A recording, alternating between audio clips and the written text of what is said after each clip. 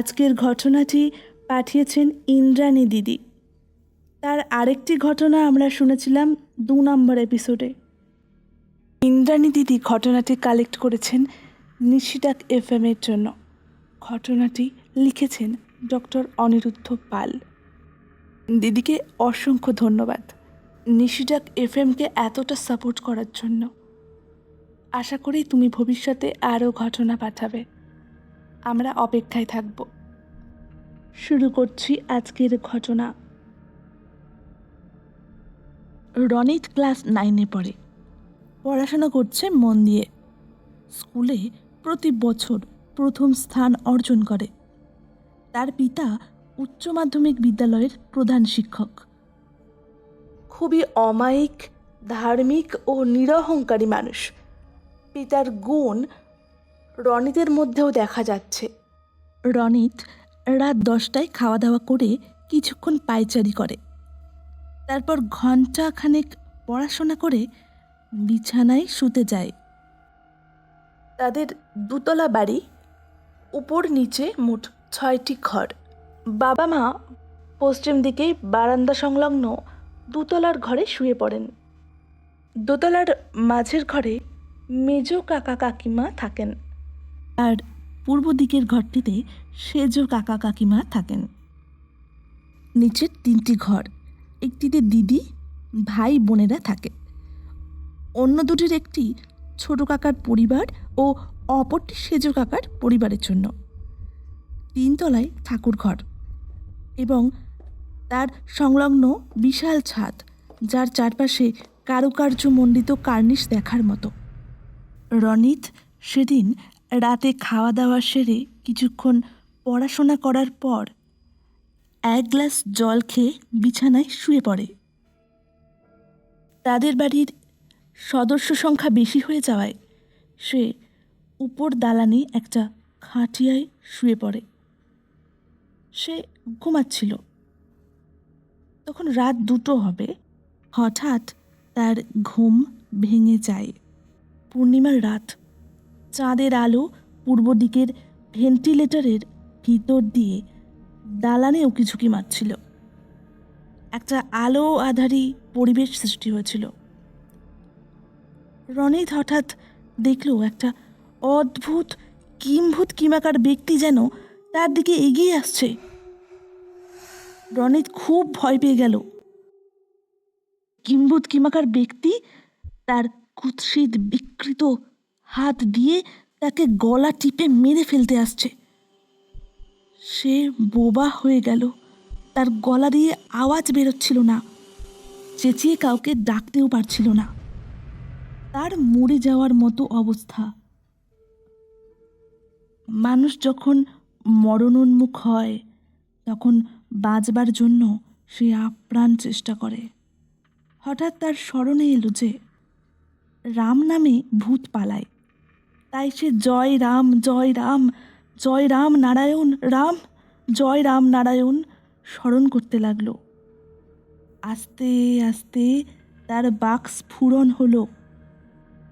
তখন সে উচ্চস্বরে জয় রাম জয় রাম জয় রাম নারায়ণ বলতে লাগলো।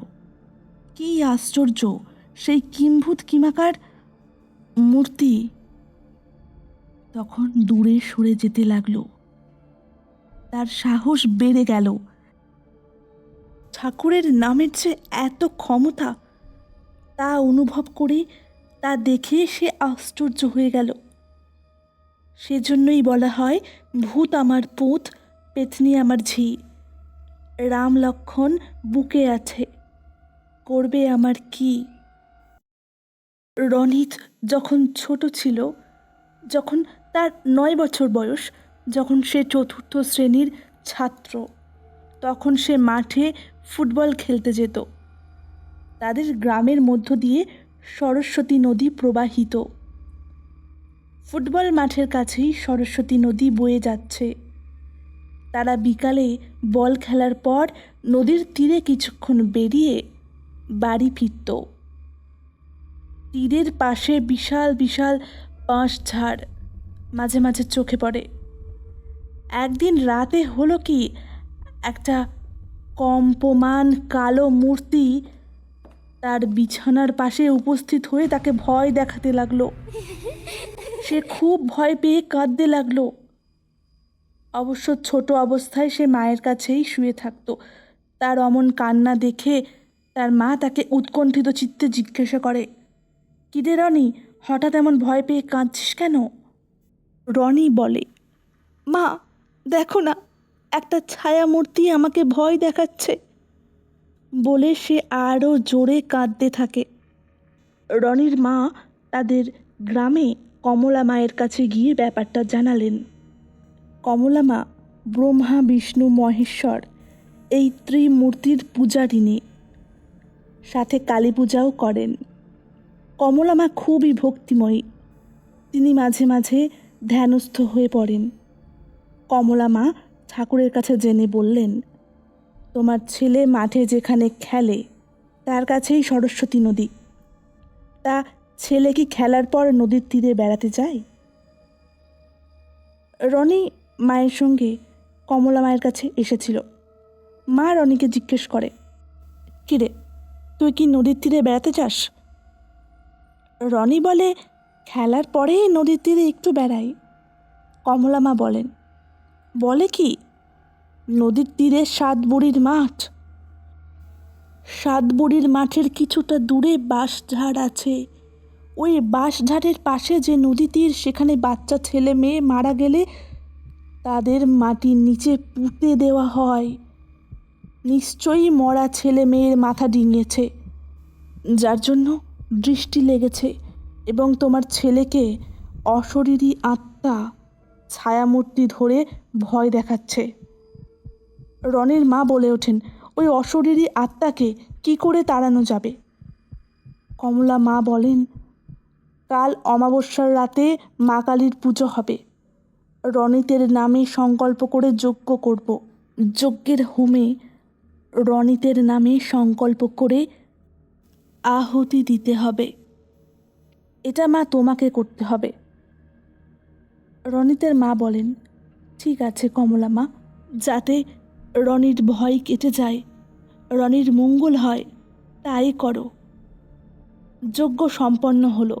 তারপর অং নমঃ কালী কপালি দহি দহি স্বাহা এই মন্ত্রে সর্ষের তেল 108 বার অভিমন্ত্রিত করে কমলা মা রনির দেহে ছিটা দিলেন। তারপর যজ্ঞ ভস্য দিয়ে রনিতের নামে একটা কবচ তৈরি করে সেই কবচ কমলা মা রনিকে পরিয়ে দিলেন। মা রনিকে নিয়ে বাড়ি ফিরলেন। রনি সামান্য খাওয়া দাওয়া করে কিছুক্ষণ পরে বিছানায় শুয়ে পড়ল। আর তার ভয় নেই। সেই ছায়ামূর্তি কোথাও উধাও হয়ে গেছে। সে শান্তিতে ঘুমাতে পারল। সে গভীর নিদ্রায় মগ্ন হল।